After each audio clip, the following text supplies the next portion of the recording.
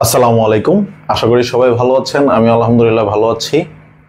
তো আজকে আমাদের অনার্স প্রথম বর্ষের বেসিক অর্থনীতির ফ্রি ক্লাসের বা ফ্রি কোর্সের ষষ্ঠ ক্লাস, কিন্তু অধ্যায় তৃতীয়, চাহিদা ও যোগান স্থিতিস্থাপকতা, এটার প্রথম ক্লাস। এমনিতে মেইন ক্লাস হচ্ছে ষষ্ঠ ক্লাস, আর এমনিতে তৃতীয় অধ্যায়ের হচ্ছে আজকে প্রথম ক্লাস। আজকের অধ্যায়ের নাম হচ্ছে চাহিদা ও যোগান স্থিতিস্থাপকতা। তো আজকের অধ্যায়টা খুবই গুরুত্বপূর্ণ, কারণ বেসিক অর্থনীতিতে যদি মোটামুটি কঠিন কোনো অধ্যায় থাকে তাহলে এটাই হচ্ছে সবচাইতে কঠিন অধ্যায়। ঠিক আছে, মোটামুটি কঠিন কোনো অধ্যায় যদি মনে হয় তাহলে এই অধ্যায়টা মোটামুটি ভালো কঠিন। তো সবাই জয়েন করে ফেলেন, এবং আজকের ক্লাসটা খুবই গুরুত্বপূর্ণ এবং বেসিক থেকে শেখানো হবে। দ্যাটস ওয়াই তাড়াতাড়ি জয়েন করে ফেলেন, দ্রুত জয়েন করবেন এবং ক্লাসটা শেয়ার করে দিবেন। কাইন্ডলি জয়েন করবেন এবং সাথে সাথে ক্লাসটা নিজের প্রোফাইলে শেয়ার করে দিবেন।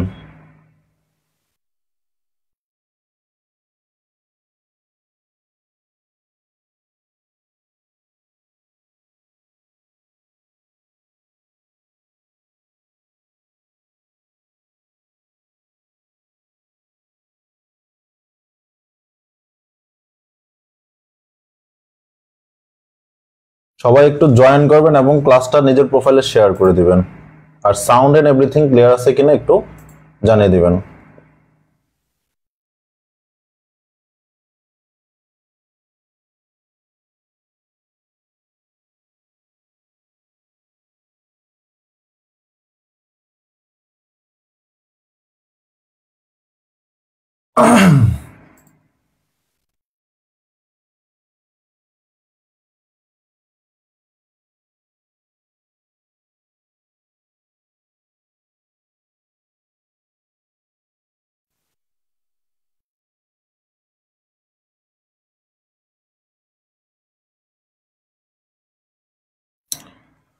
সবাই কাইন্ডলি একটু ক্লাসটা শেয়ার করে দিবেন,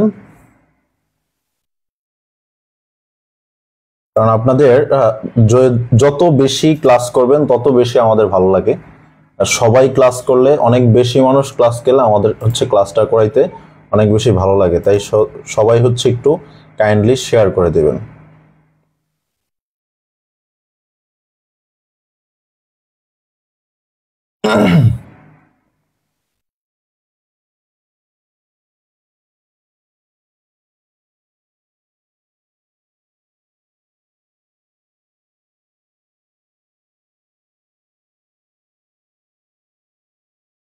ওকে,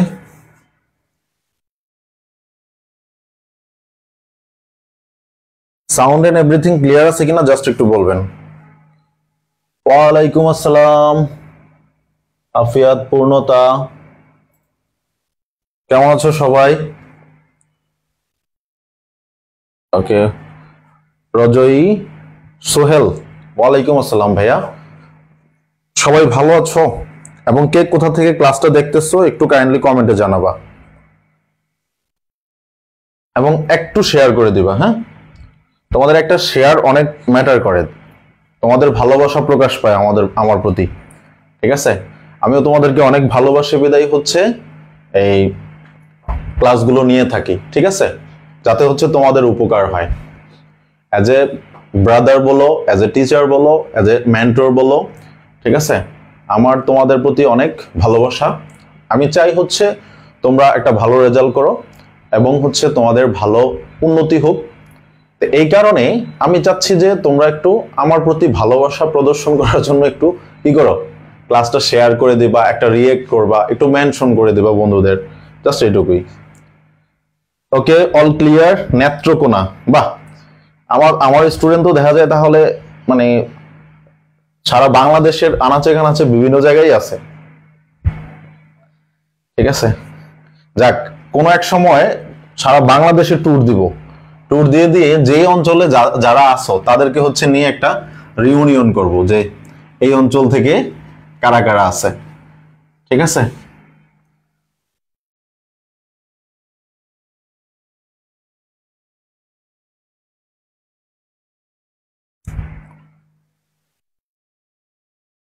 ওয়ালাইকুম আসসালাম স্যার দিলওয়ার হাসান। তুমি এখানেও ক্লাস করতেছ? আচ্ছা, ওকে।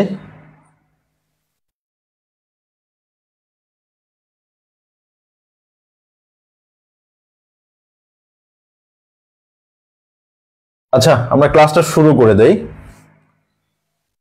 মিনময়ী Debnath, thank you for your mention. সবাই একটু কমেন্ট করো এবং শেয়ার করে দাও, হ্যাঁ, আর একটু লাইক টেক দিয়ে দাও, একটু রিয়েক্ট করে দাও। আচ্ছা, আবার বলে দেই, তোমাদের প্রশ্ন ব্যাংক রেডি হচ্ছে চ্যাপ্টার ওয়াইজ আধুনিক পদ্ধতিতে। যারা পিছনের গতানুগতিক যে পদ্ধতি আছে এই পদ্ধতি বাদ দিয়ে আধুনিক পদ্ধতিতে যেই প্রশ্ন হয় সেই প্রশ্ন অনুযায়ী প্রশ্ন ব্যাংক রেডি হচ্ছে।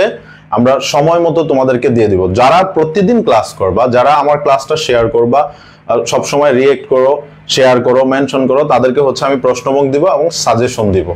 প্রশ্ন ব্যাংক না, এটা সাজেশনই হবে, কমপ্লিটলি সাজেশন, একেবারে ব্যষ্টিক অর্থনীতি ফুল সাজেশন। ওকে, হঠাৎ সামনে আসছে তাই ঢুকে গেছো, গুড। যাক, আচ্ছা, আজকের ক্লাসের বিষয়বস্তু আমাদের চ্যাপ্টারের নাম চাহিদা ও যোগান স্থিতিস্থাপকতা। ওকে, তো আজকে আমরা চাহিদা স্থিতিস্থাপকতা নিয়ে আলোচনা করব। চাহিদা স্থিতিস্থাপকতা, এখান থেকেই কোশ্চেন সবচেয়ে বেশি হয়, দ্যাটস ওয়াই এটা মোস্ট ইম্পর্টেন্ট। চাহিদা স্থিতিস্থাপকতাটাই সবচেয়ে বেশি ইম্পর্টেন্ট, কারণ চাহিদা স্থিতিস্থাপকতা থেকেই প্রশ্ন সবচেয়ে বেশি হয়। ঠিক আছে, তাহলে চাহিদা স্থিতিস্থাপকতা পড়ার পূর্বে প্রথমে আমরা দেখি স্থিতিস্থাপকতা বিষয়টা কি।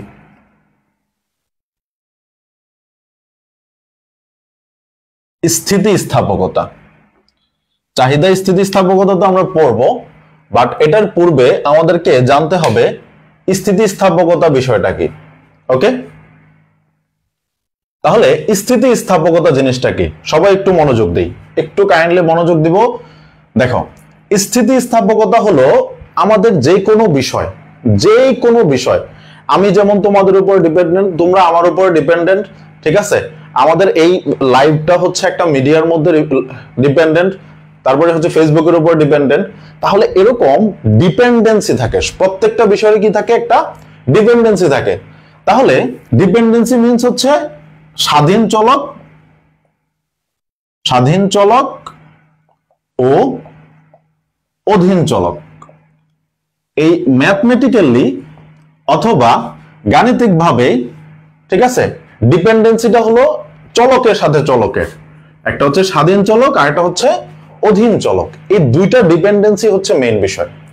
ঠিক আছে, তাহলে ডিপেন্ডেন্সি হলে যেমন স্বাধীন চলকের পরিবর্তন হলে অধীন চলকের পরিবর্তন হয়। এই স্বাধীন চলকের যদি 100% পরিবর্তন হয়, তাহলে অধীন চলকের কত পার্সেন্ট পরিবর্তন হলো এর অনুপাতকেই বলা হয় স্থিতিস্থাপকতা। এর অনুপাতকে কি বলা হয়? স্থিতিস্থাপকতা। ঠিক আছে, তাহলে আমরা আসলে ক্লিয়ার?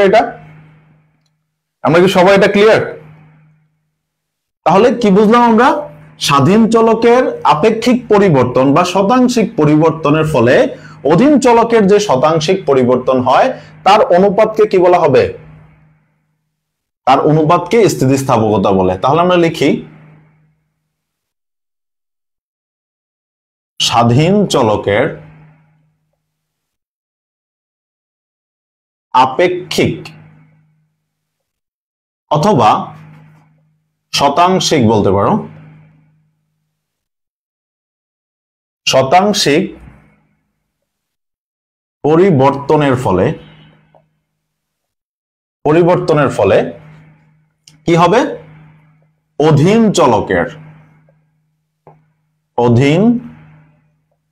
চলকের যে আপেক্ষিক অথবা শতাংশিক পরিবর্তন হয় তার অনুপাতকে স্থিতি স্থাপকতা বলে। ওকে, আর স্থিতিস্থাপকতার ইংরেজি হচ্ছে আমরা বুঝে নেব ইলাস্টিসিটি। ইলাস্টিসিটি। ওকে, এটুকু সবাই ক্লিয়ার? ক্লিয়ার হলে ডান লিখে দাও। এটার থেকে আমরা সূত্রটা বানানো শিখবো। এই অধ্যায়ে ম্যাথ এবং সূত্র, চিত্র এগুলো সব থাকবে। দ্যাটস ওয়াই খুব মনোযোগ সহকারে পড়তে হবে, একদম মনোযোগ সহকারে, কারণ এখান থেকে অ্যাপ্লাইড কোশ্চেন আসবে। মুখস্থ কোশ্চেন কম আসবে, অ্যাপ্লাইড কোশ্চেনটা বেশি আসবে। ঠিক আছে? দ্যাটস ওয়াই আমাদের বেসিকটা ক্লিয়ার থাকা লাগবে। তাহলে এটুকু কি আমরা ক্লিয়ার সবাই? ক্লিয়ার হলে ডান লিখে দাও।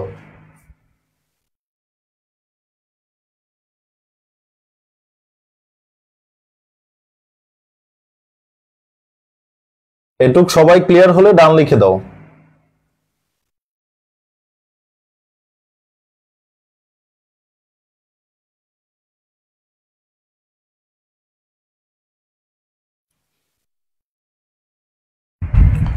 দ্রুত।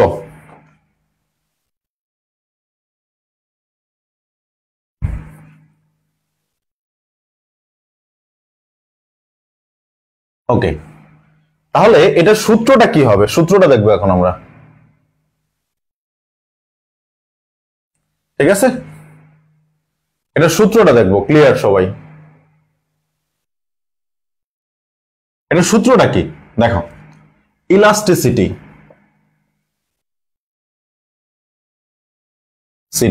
অথবা স্থিতি স্থাপকতা ইকুয়াল টু অধীন চলকের আপেক্ষিক পরিবর্তন বাই হচ্ছে স্বাধীন চলকের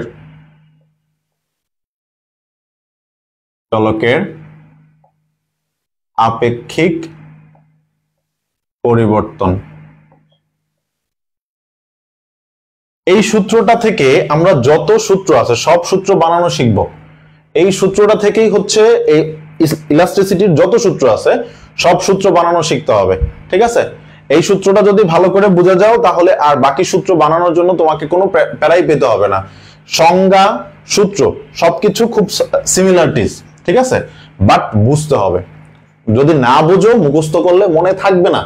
আমি গ্যারান্টি দিয়ে বলতে পারি এই চ্যাপ্টারের প্রশ্ন যতজন মুখস্থ করছে ততজন ধরা গেছে। দ্যাটস ওয়াই মুখস্থ করা যাবে না, বুঝতে হবে। এখন দেখো এই আপেক্ষিক পরিবর্তনটা কিভাবে হয়। অধীন চলকের আপেক্ষিক পরিবর্তনটা হয় হচ্ছে, এটাকে আবার দুইটা ভাগে করা যায়। প্রথমত অধীন চলকের পরিবর্তন, অধীন চলকের পরিবর্তন। ঠিক আছে, আর অধীন চলক হচ্ছে, ধরো যে x হচ্ছে অধীন চলক আর y হচ্ছে স্বাধীন চলক। এটা আমরা ধরে নিলাম স্বাধীন চলক। ওকে, এবার দেখো আর এখানে হচ্ছে অধীন চলকের প্রাথমিক মান। ওকে, আর এখানে হবে স্বাধীন চলকের পরিবর্তন আর নিচে হবে স্বাধীন চলকের প্রাথমিক মান। ওকে, এবার দেখো অধীন চলকের পরিবর্তন। অধীন চলক ধরে নিয়েছি কি আমরা এক্স। পরিবর্তন বোঝাইতে বোঝানো হয় ডেল ডি দিয়ে অথবা এরকম ত্রিভুজ চিহ্ন দিয়ে। ডেল বোঝানো যায় কি দিয়ে? ডি দিয়ে অথবা এরকম ত্রিভুজ চিহ্ন দিয়ে। ডেল্টা এক্স, এটাকে আমরা কি বলবো? Delta X. আর অধীন চলকের প্রাথমিক মান এটা শুধু এক্স, শুধু কি হবে? এক্স। আর স্বাধীন চলকের পরিবর্তন অর্থাৎ ডেল্টা ওয়াই অথবা তুমি ডি ওয়াই লিখতে পারো। ডেল্টা ওয়াই অথবা কি লিখতে পারো? D Y. আর স্বাধীন চলকের প্রাথমিক মান হচ্ছে শুধুমাত্র ওয়াই। স্বাধীন চলকের প্রাথমিক মান কি? শুধুমাত্র ওয়াই। এরপরে আর হচ্ছে আমাদের বাংলা লেখা লাগবে না, আমরা শুধু সিম্বল গুলো বসাই দিব। সিম্বল গুলো বসাইলে কি হয়? উপরে হয় ডেল্টা এক্স বাই হচ্ছে শুধুমাত্র এক্স। এটাকে যদি আমরা গুণ আকারে, এটা তো ভাগ আকারে আছে, এটাকে যদি গুণ আকারে নিতে চাই তাহলে সামনে বসাইতে চাইলে এটা উল্টে যাবে, উপরে ওয়াই থাকবে আর নিচে থাকবে হচ্ছে ডেল্টা ওয়াই। ঠিক আছে, তো এবার ডেল্টা গুলো সব এক পাশে করে ফেলো আর বাকিটা সব ওই পাশে নিয়ে যাও। তাহলে ডেল্টা এক্স আর হচ্ছে delta Y into Y by X into Y by X, এটাই হচ্ছে আমাদের ইলাস্টিসিটির সূত্র। এটাই হলো কি ইলাস্টিসিটির সূত্র। এইটুকু সবাই বুঝতে পারলে ডান লিখো। কারোর যদি কোনো প্রবলেম থাকে প্রশ্ন করতে পারো, এবং সবার বুঝতে পারলে ডান লিখো।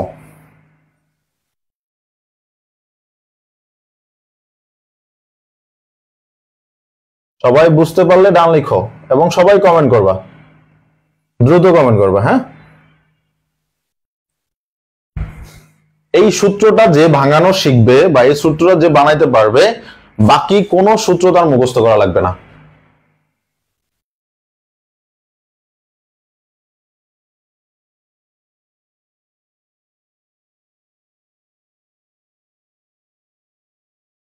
ওকে, ডান। সোহানা জাহান মিম, ডান।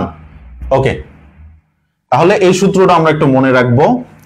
এরপরে আমরা চলে যাব, তাহলে তোমাকে যদি পরীক্ষায় প্রশ্ন করে 4 নম্বরের জন্য যে স্থিতিস্থাপকতা কাকে বলে ব্যাখ্যা করো, ঠিক আছে? এই প্রশ্নটার অ্যান্সারটা কোন অ্যান্সার? এটা হচ্ছে প্রশ্ন হলো স্থিতিস্থাপকতা কাকে বলে ব্যাখ্যা করো। ব্যাখ্যা করতে বললেই তুমি কি করবা? সুন্দর মতো স্থিতিস্থাপকতার সংজ্ঞা লিখবা, তারপরে হচ্ছে এটা সূত্রটা এভাবে বানিয়ে বা সূত্রটা লিখে প্রকাশ করে দিবা। ঠিক ক্লিয়ার? তাহলে এটুকু আশা করি আমরা ক্লিয়ার। আচ্ছা, এরপরে আমরা আরেকটা প্রশ্নে চলে যাব, বা এই মেইন টপিক হচ্ছে চাহিদা স্থিতিস্থাপকতা কাকে বলে ব্যাখ্যা করো। টপিকটা কি বা প্রশ্নটা কি? চাহিদা স্থিতিস্থাপকতা কাকে বলে ব্যাখ্যা করো। ঠিক আছে, তাহলে দেখো এবার আমরা ঠিক সিমিলার কি চিন্তা করব? স্বাধীন চলক এবং অধীন চলক। কি চিন্তা করব? স্বাধীন চলক এবং অধীন চলক। তাহলে আমরা লিখি চাহিদা। চাহিদা ডিপেন্ড করে কার উপরে? Function of P. চাহিদা সবচেয়ে বেশি ডিপেন্ড করা হচ্ছে, হ্যাঁ, ন্যাশনালে সবকিছুই মোটামুটি বাংলায়। হ্যাঁ, তুমি চাইলে ইংরেজিতেও হচ্ছে প্রশ্ন অ্যান্সার করতে পারো, কারণ প্রশ্নের মধ্যে বাংলা এবং ইংরেজি দুইটা পার্টি থাকে, বাট সবাই হচ্ছে বাংলায় পড়ে। দ্যাটস হচ্ছে তুমিও চাইলে ইংলিশ ভার্সনে পরীক্ষা দিতে পারো, তাহলে তোমাকে ইংরেজি বই পড়তে হবে। তো এখন এটা ডিপেন্ডস অন ইউ। ওকে, তাহলে দেখো চাহিদা কার উপর ডিপেন্ড করে? B equal to function of P. চাহিদা দামের উপর ডিপেন্ড করে, অর্থাৎ দামের পরিবর্তন হলেই চাহিদার পরিবর্তন হবে। দামের পরিবর্তন হলেই কার পরিবর্তন হবে? চাহিদার পরিবর্তন হবে। যেমন আমরা বিভিন্ন ইতে দেখছিলাম 20 মাইনাস 2p, এরকম সমীকরণ থেকে রেখা অঙ্কন করা শিখছিলাম চাহিদার চ্যাপ্টারে। ঠিক আছে, তখন আমরা কি করেছিলাম? শুধুমাত্র পি এর মান ধরতাম। পি ইকুয়াল টু 1 হলে এখানে কি হইতো? B equal to 20 minus 2 into 1, অর্থাৎ কত হয়ে যেত? 18। আবার পি এর মান চেঞ্জ করে দেই, 2 হয়ে গেলে কত হয়ে যাবে? 20 মাইনাস 2 ইন্টু 2, এখানে হয়ে যাবে 16। দেখো পি এর মান পরিবর্তন হলে চাহিদাও কি হয়ে যায়? পরিবর্তন হয়ে যায়। তাহলে এটাই হচ্ছে আমাদের এখন বুঝাইতে হবে। আর এখানে অধীন চলককে চাহিদা, স্বাধীন চলককে পি, দাম। তাহলে আমরা কি বলবো? চাহিদার অন্যান্য বিষয় স্থির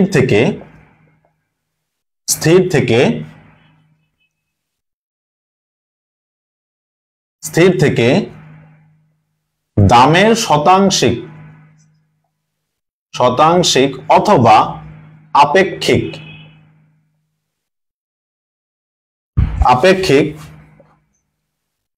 পরিবর্তনের ফলে চাহিদার যে শতাংশিক অথবা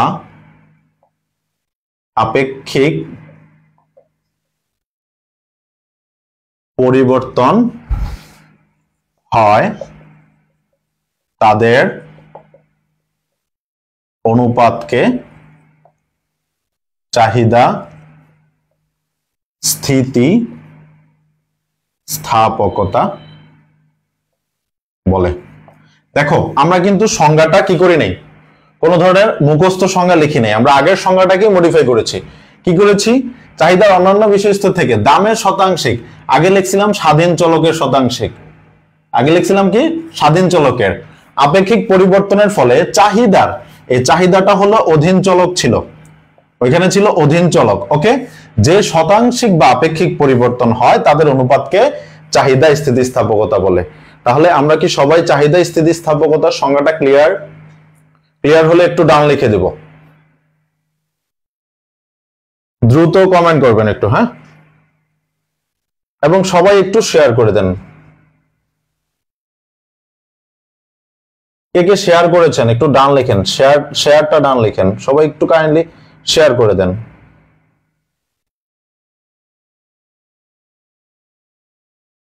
এবং পেজটা ফলো দিয়ে রাখবেন।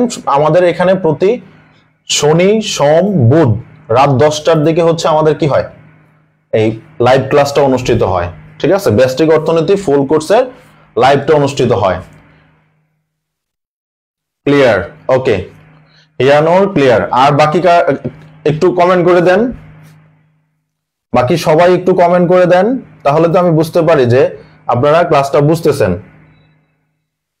ক্লাস না বুঝলে আমাকে বারবার কোশ্চেন করতে পারবেন, কিন্তু না বুঝে চুপ থাকলে তো আর লাভ নাই ভাই আপনার।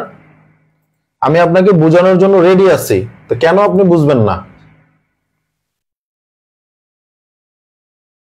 জি অনিয়াপা, ভালো আছি।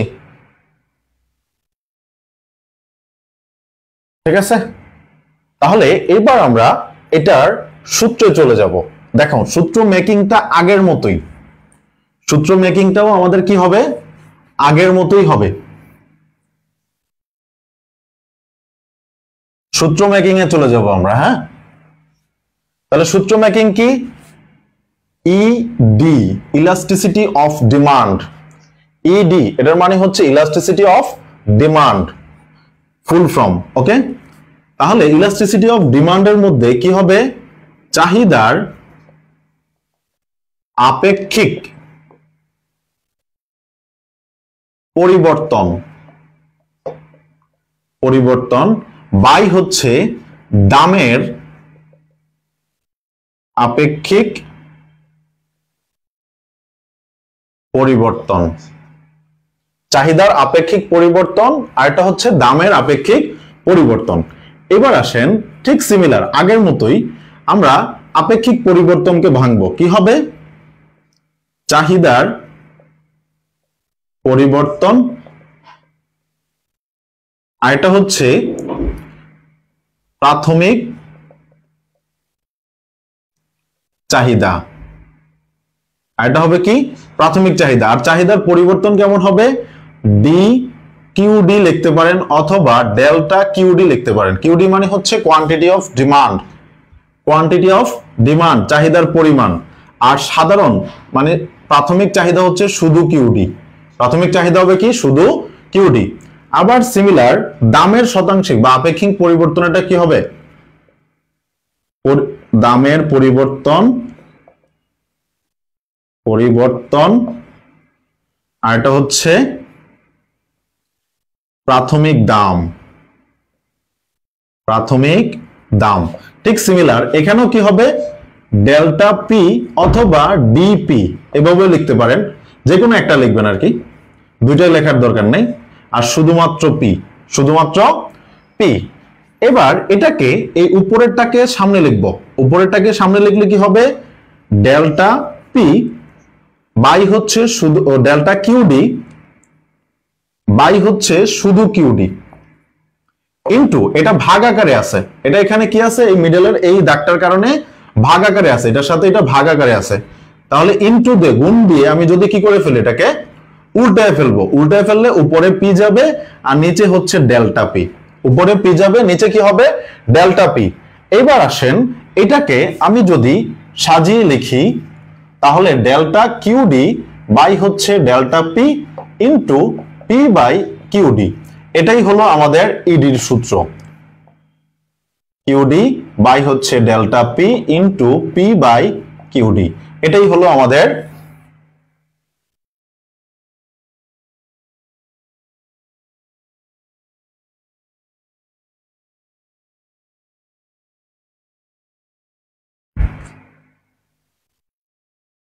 আবিদ হোসেন শাহিদ, আমি আসলে বুঝতে পারি নাই তোমার কথাটা, এটা একটু কাইন্ডলি ক্লিয়ার করবো, আমি বুঝতে পারি নাই তোমার কথাটা। ভালো হয়েছে স্যার এই সাবজেক্টটা ফ্রিতে দেওয়ার জন্য, ও আচ্ছা ওকে, না এটা হচ্ছে অর্থনীতি বিভাগের হচ্ছে ইকোনমিক্স ফ্রি ক্লাস আর কি, অর্থনীতি বিভাগের, এটা তুমি কোন বিভাগের সেটা একটু ক্লিয়ার করবা। তুমি তো মনে হয় যে বিবিএর, বিবিএটার সাথে এটার তেমন কোনো মিল নাই, হ্যাঁ বিবিএতে খুব অল্প পড়া লাগে আর এটাতে অনেক কঠিন করে মানে ই করে পড়তে হয়।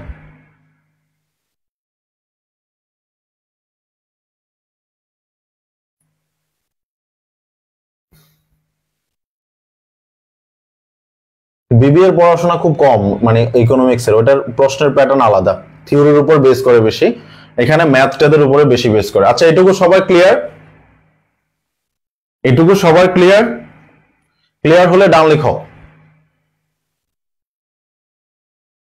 সবাই, একটু কাইন্ডলি হচ্ছে কমেন্টে জানাবা। ওকে, তাহলে আমরা এটার সূত্রটা ক্লিয়ার হয়ে গেলাম।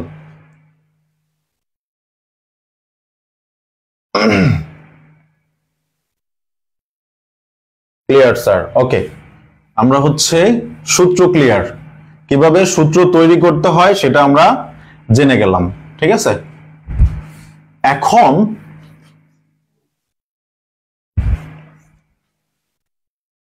এখন আমরা জানবো হচ্ছে চাহিদা স্থিতিস্থাপকতা কত প্রকার, ঠিক আছে। চাহিদা স্থিতি স্থাপকতা মূলত 3 প্রকার, চাহিদা স্থিতিস্থাপকতা 3 প্রকার, ঠিক আছে। চাহিদা স্থিতিস্থাপকতা কত প্রকার? 3 প্রকার। তাহলে কোথায় 3 প্রকার? চাহিদা স্থিতিস্থাপকতা 1 নাম্বার হচ্ছে চাহিদার দাম স্থিতিস্থাপকতা, চাহিদার দাম স্থিতিস্থাপকতা। তারপরে হচ্ছে 2 নাম্বার চাহিদার আয় স্থিতিস্থাপকতা, স্থিতিস্থাপকতা। 3 নাম্বার চাহিদার আড়াআড়ি স্থিতি স্থাপকতা। ওকে, এই 3 ধরনের স্থিতিস্থাপকতায় আমাদের কি করতে হবে? ভালো করে একদম ক্লিয়ারলি বুঝতে হবে, ঠিক আছে। কারণ এই 3 ধরনের স্থিতিস্থাপকতা থেকেই হচ্ছে কোশ্চেন আসে। কত সালে যেন 2000, দাঁড়াও আমি একটু দেখে নেই। মনোয়ার হোসেন, ভুল হয়েছে, কি ভুল হয়েছে ভাই একটু বলো। আচ্ছা, প্রশ্নটা হচ্ছে, আচ্ছা 2022 সালে এসেছিল যে চাহিদার দাম স্থিতিস্থাপকতা ও আয় স্থিতিস্থাপকতা বলতে কি বোঝো। ওকে, তাহলে এরকম প্রশ্ন হচ্ছে তোমাদের জন্য খুবই ইম্পর্টেন্ট। তাহলে এবার আমরা দেখি চাহিদার দাম স্থিতিস্থাপকতা বলতে কি বোঝো। এখন চাহিদার দাম স্থিতিস্থাপকতা আর হচ্ছে চাহিদা স্থিতিস্থাপকতা, আমরা যেটা পড়ছিলাম হচ্ছে চাহিদা স্থিতিস্থাপকতা, এই দুইটা সেম, শুধু সংজ্ঞার নামটা পরিবর্তন, শুধু কি নামটা পরিবর্তন, আর বাকি সব সেম। তাহলে দেখেন আমি যদি একটু এটা বুঝাইতে চাই তাহলে কিভাবে বুঝতে পারো, দেখো এটা সংজ্ঞা সবকিছু সেম। সংজ্ঞাটা কি হবে? চাহিদার অন্যান্য বিষয় স্থির থেকে দামের শতাংশিক পরিবর্তনের ফলে, দামের শতাংশিক অথবা আপেক্ষিক পরিবর্তনের ফলে তারপরে কি হবে? চাহিদার যে আপেক্ষিক পরিবর্তন হয়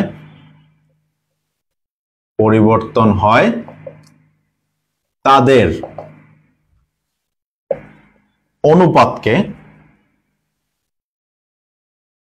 অনুপাতকে চাহিদার দাম স্থিতিস্থাপকতা বলে। এটা সূত্র নির্ণয় করা আগেটার মতোই, একদম হুবহুব, ঠিক আছে? চাহিদা স্থিতিস্থাপকতা যে সূত্র নির্ণয় করেছিলাম একেবারে হুবহুব, একটু চেঞ্জ নাই। তাইলে আমি লিখতে পারি elasticity of price equal to delta QD by হচ্ছে delta P into P by QD. আমি একেবারে ফাইনাল সূত্রটা লিখে দিলাম। তাহলে ফাইনাল সূত্র কি বোঝায়? ডেল্টা কিউডি দ্বারা কি বোঝাচ্ছে? চাহিদার পরিবর্তন, আর শুধু কিউডি দ্বারা বোঝাচ্ছে প্রাথমিক চাহিদা, আর ডেল্টা পি দ্বারা বোঝাচ্ছে হচ্ছে দামের পরিবর্তন,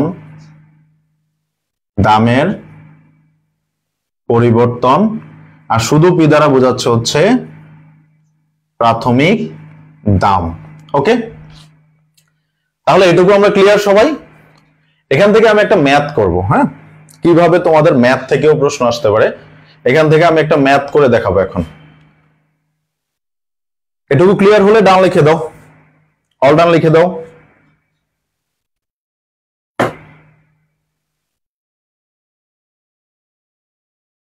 এটুকু সবাই ক্লিয়ার হলে ডান লিখে দাও।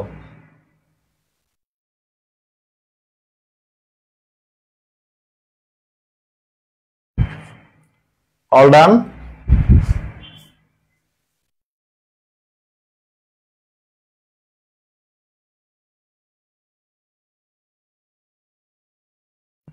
ডান, ওকে।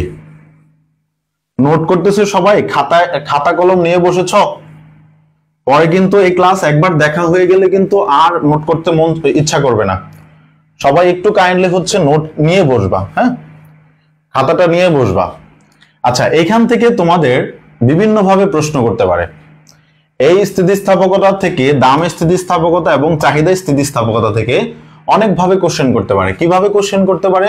প্রথমত তোমাদের একটা সূচি দিয়ে দিতে পারে, এরকম যেমন এখানে হচ্ছে দাম আর হচ্ছে চাহিদার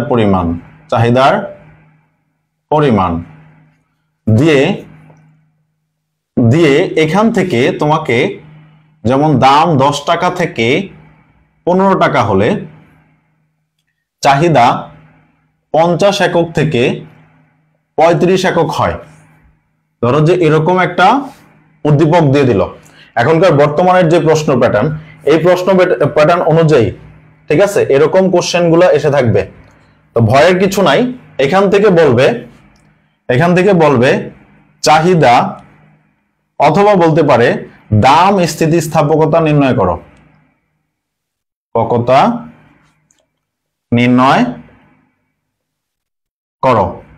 ঠিক আছে? এখান থেকে আমাদের স্থিতিস্থাপকতা নির্ণয় করতে হবে। তাহলে স্থিতিস্থাপকতা নির্ণয় করার জন্য আমরা একটা সূত্র লিখেছিলাম। সূত্রটা কি ছিল? ইডি ইকুয়াল টু ফাইনাল সূত্র ডেল্টা কিউডি বাই হচ্ছে delta P by into P by QD. এই সূত্রটা দিয়েই হচ্ছে আমাদের এখান থেকে মান বের করতে হবে। তাহলে ডেল্টা কিউডি বের করার সিস্টেম কি? ডেল্টা কিউডি ইকুয়াল টু হচ্ছে QD N minus QD N minus 1, এটা এটুকু দ্বারা বোঝায় যে যেটা আমাকে বের করতে হবে, অর্থাৎ এই যে পরবর্তী হয়েছে, পরিবর্তন হয়েছে, দামের পরিবর্তন 10 টাকা থেকে 15 টাকা হয়েছে, আর এখানে চাহিদার পরিবর্তন কত 50 থেকে 35 হয়ে গেছে, এই অবস্থান থেকে এই পূর্বের অবস্থানটা মাইনাস করতে হবে। তাহলে এই অবস্থান কত, ডেল্টা কিউডি 1 কিউডি বা হচ্ছে কিউডি এন হচ্ছে 35, কিউডি এন হলো কত 35, মাইনাস কি করতে হবে, মাইনাস আমাকে করতে হবে 50, তাহলে লিখলাম 50, তাহলে এখানে রইল কত মাইনাস কত রইল 15, এই 15 হচ্ছে আমার চাহিদার পরিমাণ, চাহিদার পরিবর্তন। আর প্রাথমিক চাহিদা কিউডি, কিউডি হলো এই যে প্রথম যেটা, এটাই হচ্ছে প্রাথমিক চাহিদা, তাহলে এটা হচ্ছে 50। আবার দামের পরিবর্তন ডেল্টা পি, এটা হবে P N minus P N minus 1, তার মানে এই যে পরিবর্তন যেটা হয়েছে, পরবর্তী যেটা হয়েছে 15 থেকে এটার পূর্বেরটা হচ্ছে n মাইনাস 1 হচ্ছে 10, তাহলে কত হয়, এখানে দাম থাকে হচ্ছে 5, পরিবর্তন হয়েছে কত 5, আর প্রাথমিক দাম p ইকুয়াল টু হলো কত 10, এই শুধু মানগুলো এখানে বসায় দাও, তাহলে ডেল্টা কিউ এর মান হচ্ছে -15, আর শুধু ডেল্টা পি এর মান হচ্ছে 5 ইনটু পি এর মান হচ্ছে 5 10, আর হচ্ছে এখানে কিউডির মান হচ্ছে 50। তাহলে এবার আমরা কাটাকাটি করতে পারি, এটা হচ্ছে 5 3 5 15, তাহলে আমাদের থাকে হচ্ছে -3/5, -3/5, এই -3/5 টাই হচ্ছে আমাদের কি ইডির মান, অতএব ইডি ইকুয়াল টু -3/5, আর এটাতে মাইনাস সবসময় আসবে বিদায় এই পরম মান দিয়ে হচ্ছে আমরা মাইনাসটা উঠায় দিব, তাহলে এটা কি হয়ে গেল শুধু 3/5, আর এটাকে তোমরা চাইলে ক্যালকুলেটরে কি করে ফেলতে পারো, দশমিকের মধ্যে নিয়ে করতে পারো, তাহলে এটাই হচ্ছে আমাদের স্থিতিস্থাপকতার মান। ক্লিয়ার সবাই? এটুকু ম্যাথটা একটু ভালো করে দেখে তোলো, বুঝে শুনে তোলো, ম্যাথটা একটু দেখে শুনে বুঝে শুনে তোলো।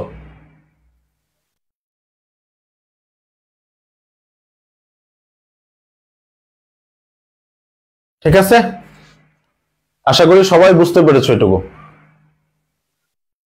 তাহলে দাম স্থিতিস্থাপকতা অথবা চাহিদা স্থিতিস্থাপকতা যদি নির্ণয় করতে বলে, তাহলে আমরা এটা নির্ণয় করতে পারবো।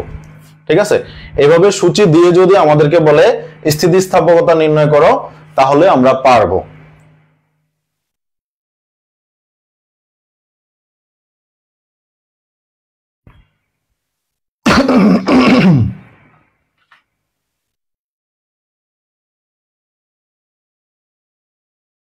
ক্লিয়ার সবাই? ডান, ডান হলে ডান লিখে দাও।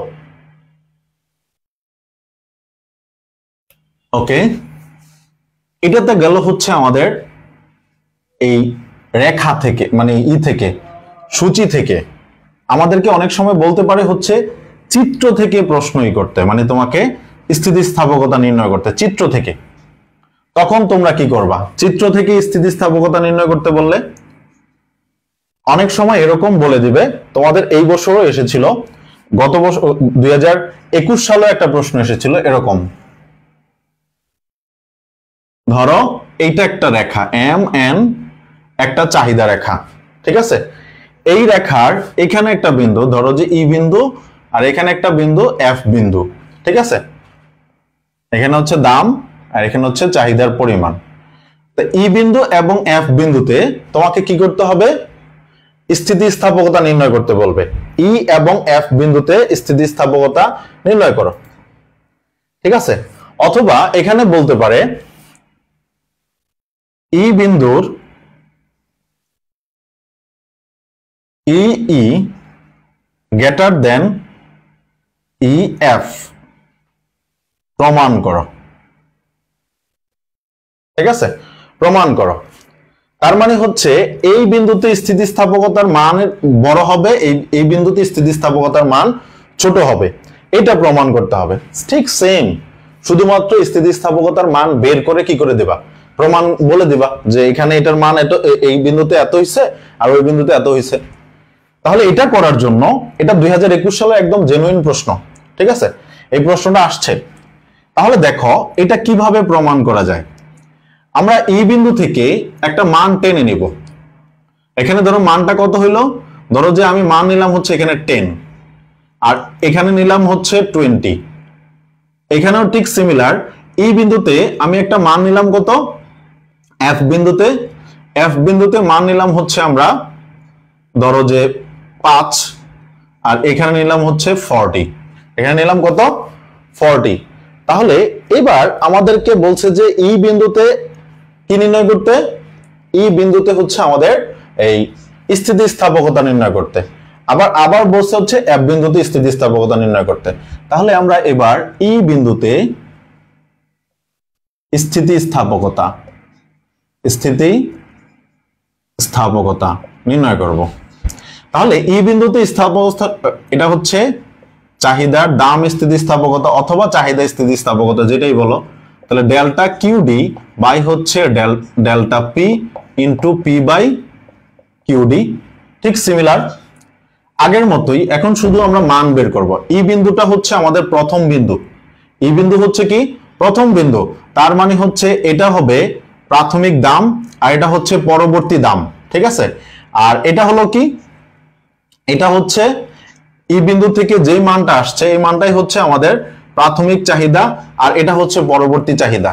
তাহলে আমরা ডেল্টা কিউডি এর মান কিভাবে বের করব, কিউডি এন মাইনাস হচ্ছে কিউডি এন মাইনাস 1। তাহলে কিউডি এন মানে কত, কিউডি এন মানে হচ্ছে এই যে 40 পরবর্তী যেটা 40 মাইনাস কিউডি এটার পূর্বেরটা 20। তাহলে এখানে রইল হচ্ছে 20 আর উপরে ডেল্টা পি বের করব। ডেল্টা পি বের করলে কি হয়ে যাবে, পরবর্তীতে হচ্ছে 5 পি এন মাইনাস হচ্ছে পি এন মাইনাস 1। তাহলে কত হয়ে যাবে 5 মাইনাস 10 এখানে রইল মাইনাস 5। আর প্রাথমিক দাম তো আমরা বললাম এটা, আর প্রাথমিক চাহিদা হচ্ছে এটা।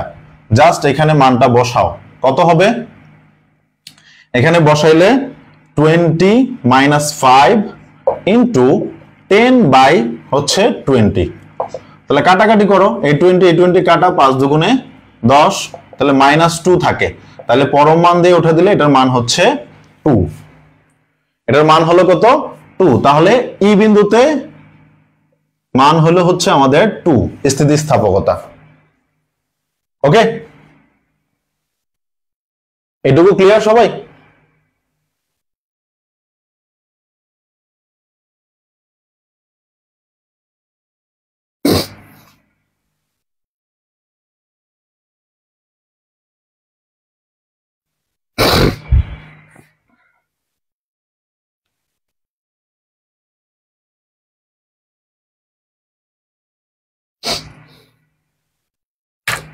এটুকু ক্লিয়ার হলে ডান লিখে দাও।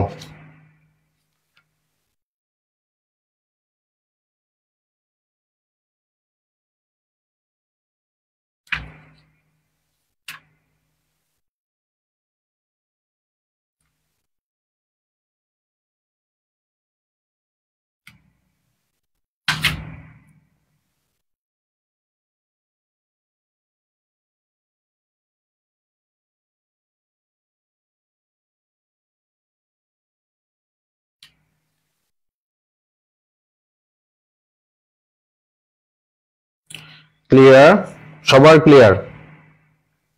তাহলে এখন তোমরা পারবে। এখন হচ্ছে এটার যদি এফ বিন্দুতে আমরা স্থিতিস্থাপকতা নির্ণয় করতে চাই, এফ বিন্দুতে নির্ণয় করতে চাইলে এফ বিন্দুটা প্রথম ধরে নিব, এটা দ্বিতীয় বিন্দু, তখন এটা হয়ে যাবে প্রাথমিক, এটা হয়ে যাবে পরবর্তীত। ঠিক আছে, উল্টায় করবা। তাহলে উল্টায়, এটা তোমাদের হোমওয়ার্ক। ঠিক আছে, এটা তোমাদের হোমওয়ার্ক। তাহলে আজকের ক্লাসটা আমরা এখানেই শেষ করব। অনেক বেশি পড়ানো হয়ে গেছে, এত বেশি হচ্ছে নিলে হচ্ছে একদিনে মাথায় ঢুকবে না। আমরা পরবর্তী ক্লাসে হচ্ছে কি করব, পরবর্তী ক্লাসে হচ্ছে আমরা এই যে চাহিদার আয় স্থিতিস্থাপকতা, আরআরডি স্থিতিস্থাপকতা, আরো বেশ কিছু প্রশ্ন নিয়ে আলোচনা করব। এই স্থিতিস্থাপকতার চাহিদা স্থিতিস্থাপকতা পড়তে আমাদের মিনিমাম 3 থেকে 4টা ক্লাস লাগবে। ঠিক আছে, আর আজকের ক্লাসটা যারা করবেন না, আজকের ক্লাসটা যারা করেন নাই, পরবর্তী ক্লাসে তাদের বুঝতে 100% সমস্যা হবে। এটা ইম্পসিবল, আজকের ক্লাস না বুঝলে পরবর্তী ক্লাস বুঝবেনই না। ঠিক আছে, তো যারা হচ্ছে তোমাদের পরিচিত যারা আছে তারা যদি ক্লাস করতে চায় তাহলে বলবা যে স্থিতিস্থাপকতার পূর্বে ক্লাসটা করে আসতে, ঠিক আছে? তো আজকের কোনো কোশ্চেন আছে কিনা বলতে পারো, কারো কোনো কোশ্চেন থাকলে বলতে পারো, কারো কোনো কোশ্চেন আছে কিনা বলতে পারো।